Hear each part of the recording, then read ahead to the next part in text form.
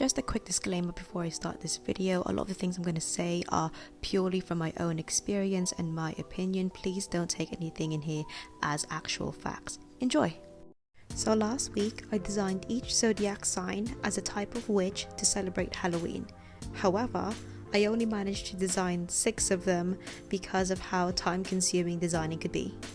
And after many requests, this video is a part 2 and I will be designing the rest of the 6 signs that I didn't manage to design last week. So without any further ado, let's get on with the video. For my first design of this video, I will be designing Libra. And whilst doing a little bit of research online, apparently there's a thing called a fairy witch. From its description, it's kind of similar to what a green witch would be, except their magic is more in tune with fairy magic. I'm not an expert in this field and I'm not very sure if this is a, I guess, canon type of witch either way, but in my head I would assume that a fairy witch would have similar powers as a nature witch or a green witch, but follow fairy practices whatever they may be. So for this design, I did want the character to look more fairy-like. If you guys remember Tinkerbell, you would see that a lot of their clothes were quite, I guess, natural. They're made of leaves and flower petals, which is why I made her dress, and particularly the ridges of her dress, to resemble a flower petal. If you look closely, I also gave her pointed ears, and out of all the witches I have designed for this series, she's the only one with pointed ears to match her fairy friends. I also gave her fairy wings instead of some sort of wand or broom. And I guess the lore behind that is natural born fairies are born with wings. However, since she's not a natural born fairy and she just gained their favor by learning fairy magic, they gave her wings, so she gained them unnaturally by magic, I suppose. If you guys remember that Mariposa Barbie film, if you remember that, you could see that the main character, I forgot her name, but she was the Barbie. She wasn't born with wings and she gained wings by saving the other fairies, so you could say that the lore might be similar to that. And the reason why I chose fairy for Libra is because of their friendly nature. I guess in folklore, fairies can be seen as both being mischievous and cheeky, quite prominent pranksters, but on the other end, they're also very kind and helpful beings. My youngest brother is actually a Libra, and not only is he a prominent prankster that gets into a lot of trouble, but he's also very, very friendly.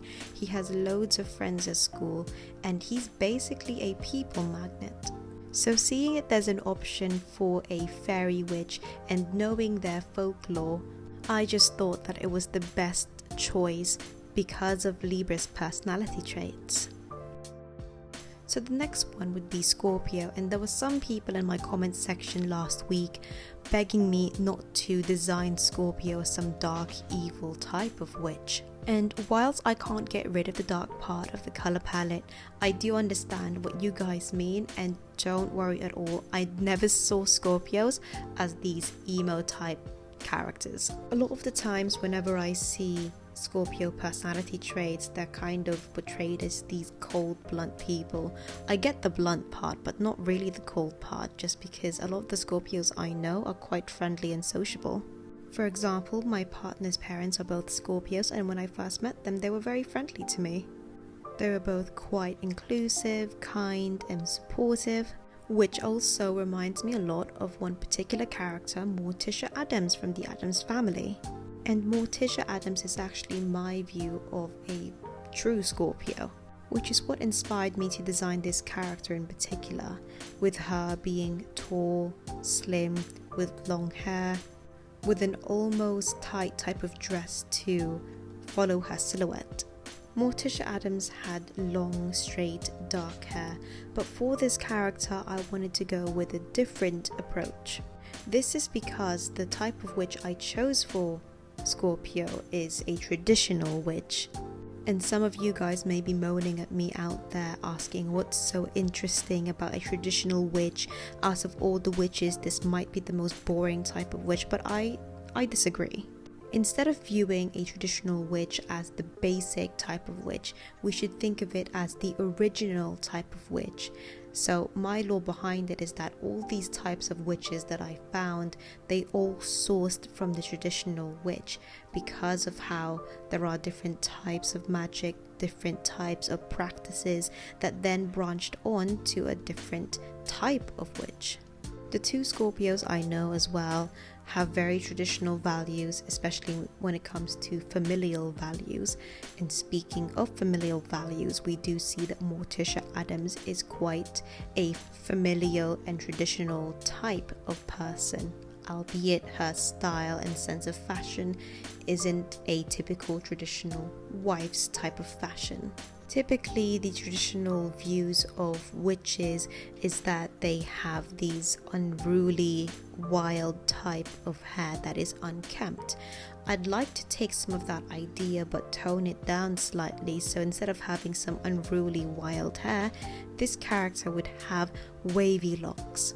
I would say that I was also looking at Ponyo's mum's hair as inspiration for this character's hair as well.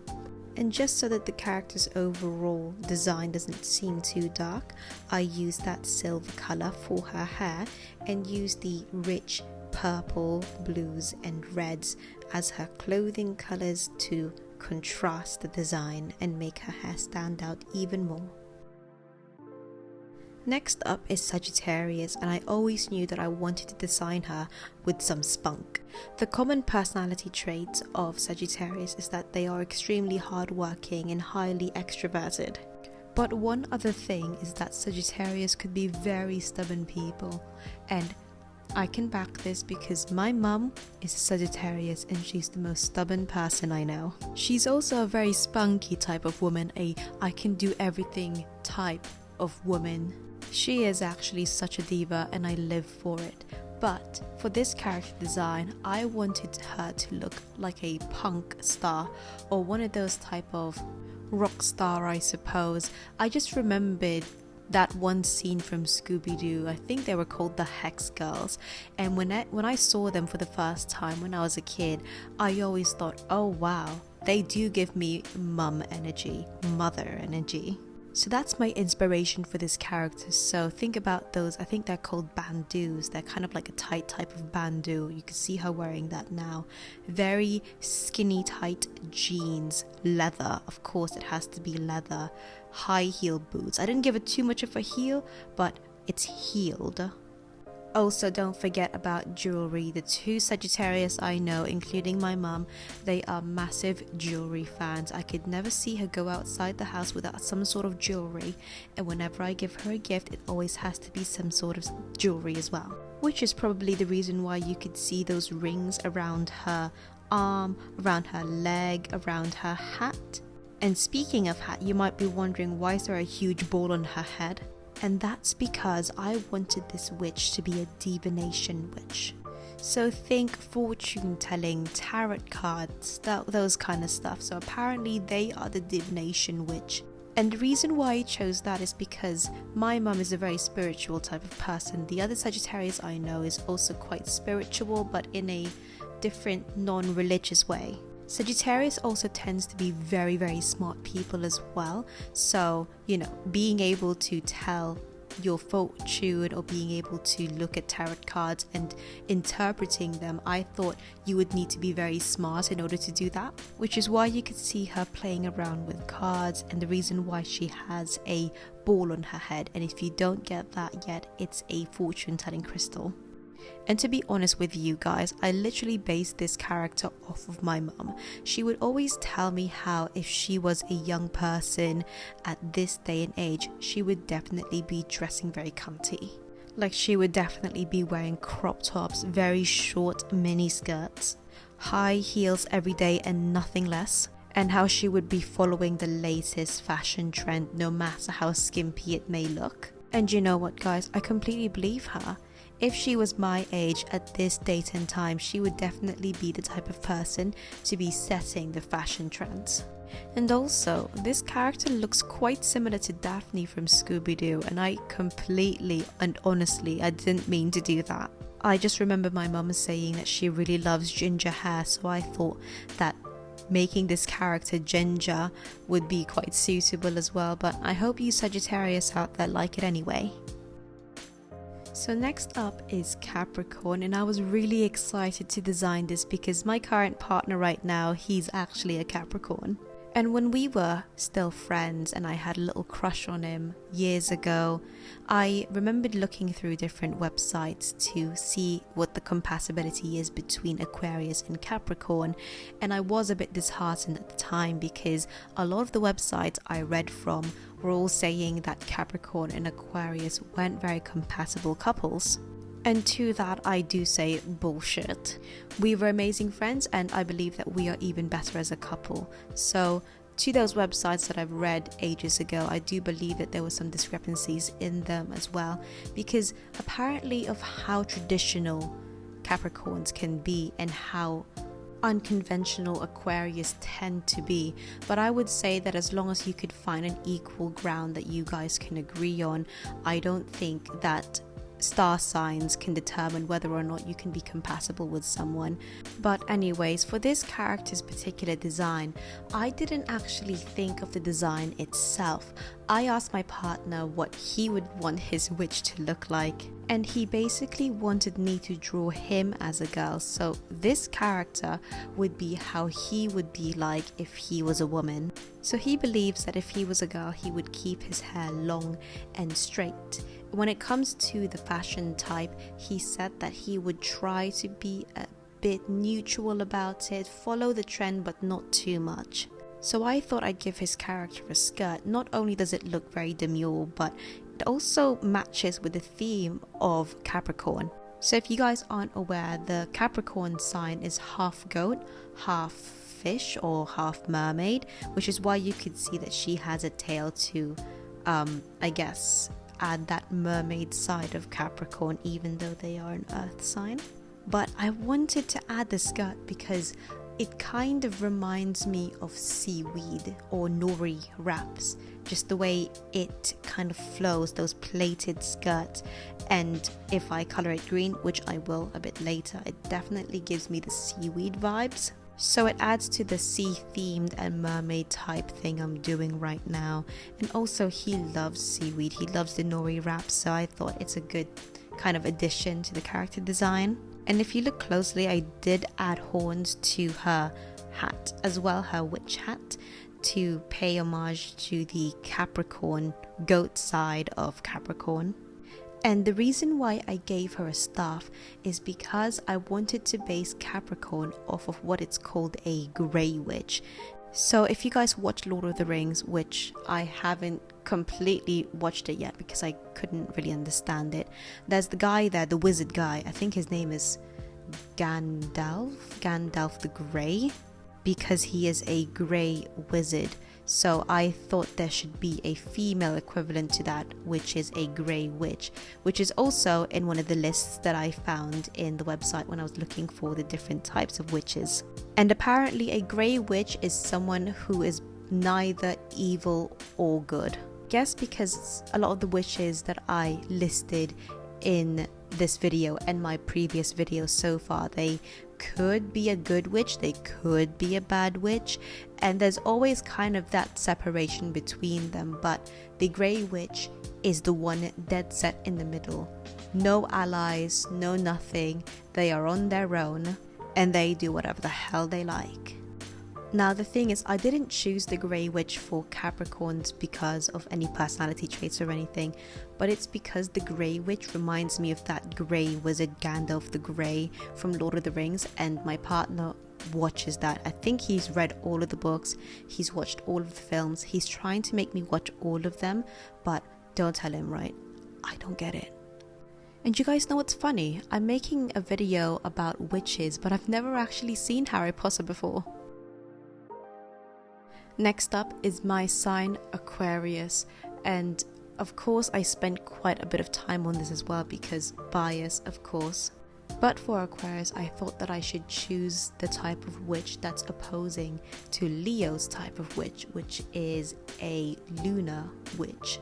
Honestly, I don't really understand the difference between a lunar witch compared to a, I guess, traditional type of witch, because apparently a lot of witches get their power during the night. So I'm not sure if this type of witch is any more special, but perhaps they are the type of witches that gains more power when it comes to the moon, or when the moon rises. Kind of like how, do you guys remember the Avatar, The Last Airbender, and how the waterbenders, their powers grow during the night because of the moon? So perhaps it's kind of that situation when it comes to lunar witches. I can't remember if I mentioned this in my previous video, but apparently the opposing sign for Leo is Aquarius, and that's because their personalities are quite the opposite of each other. So with Leo being extroverted and with Aquarius being introverted. But honestly, I don't actually feel like I'm introverted. So one of the, I guess, traits for introverts is that they find it difficult to speak to people, or they don't like speaking to people. I get that though, because I don't like speaking to particular types of people, but when it comes to speaking to strangers, or telling the waitress that my food is wrong, or that it's not here yet and I've been waiting for an hour, I don't mind speaking my mind. And looking back at my school days when I was a child, I remembered a lot of people get nervous when it comes to presenting in front of a crowd or in front of my classmates, and I never really felt that nervousness. Perhaps it's because I really didn't give two shits. Or perhaps I was just too tired to care, and even now I'm really tired. I'm always tired, which is why I thought the lunar witch would be such a cute idea. So instead of like this witch that haunts the night, ooh, she's a nice witch that creates dreams for people, very nice dreams. Which is why I drew her in a nice, comfy, oversized, it's a knitted dress. It's not an oversized sweatshirt, it's a knitted dress. And of course she's sitting on a cloud, because Leo from my other video was sitting on a cloud as well. So you have to match with the bestie. And not gonna lie, I relate to her so much now, because I'm recording this at like midnight, and looking at her now makes me so sleepy, and I'm not even done yet. I have to edit this video. And lastly, we have Pisces. Finally, I'm so happy to be done with this series. Not because it's bad or anything, guys, but it's just that I've been drawing witch hats for like 2 weeks now. So I'm very happy that I'm finally done with this and I can get on with other designs now. Anyways, Pisces, I chose an art witch, and the reason for this is because a lot of the Pisces I know are very creative people. And one of my other best friends back from school is also a Pisces, and not only has she studied architect in university, she's also studying industrial engineering right now, and she's a very good dancer. She's actually a part of the dance club representing her university, and she goes to competitions all around the country as well. So she is a very creative person, but in multiple ways instead of just one. The only thing is, other than a pencil, pen and ruler, she absolutely hates using any other art mediums. So I find it completely hilarious how this witch is holding a giant paintbrush right now, because she didn't like painting. She hated art as a subject, so this is funny to me. But the reason why this character is holding a giant paintbrush is because I thought it'd be really cute that instead of having a broom to ride on as a witch, she has a giant paintbrush and she paints the sky wherever she goes. I thought that was a really sweet idea. And for her hat, like, you know, one of those, I forgot what they're called, but they're those cardboard or wood things. They're like plates that you put paint on to hold on to them. I wanted to use that on her hat, but it was really weird because I didn't want to use it on the entirety of her hat, and not many parts of the hat is even flat in the first place. So I thought using that on the base of her hat would be really cute, and I've added a few paint splodges there too. But otherwise her hat is quite plain, just so that it doesn't distract from that one part of the hat that's like very paint like. In terms of colors, Pisces apparently has blue everywhere, and that's completely fine by me because my friend loves blue. That's literally her favorite color.